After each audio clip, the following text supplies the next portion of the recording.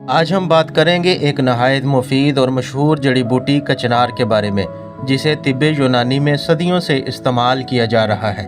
اس کا مزاج سرد و خشک مانا جاتا ہے۔ کچنار غدود کی صحت کے لیے بہت ہی مفید ہے۔ جسم میں اضافی رطوبات کم کرنے اور ورم میں کمی لانے کے لیے مددگار سمجھی جاتی ہے۔ مردانہ صحت میں اہم کردار ادا کرتی ہے۔ اس میں قدرتی فائبر موجود ہوتا ہے جو خوراک کو ہضم کرنے اور آنتوں کی کارکردگی کو بہتر بنانے میں مدد دیتا ہے۔ اس کے علاوہ خون کی صفائی اور جلد کی بیماریوں میں معاون سمجھی جاتی ہے۔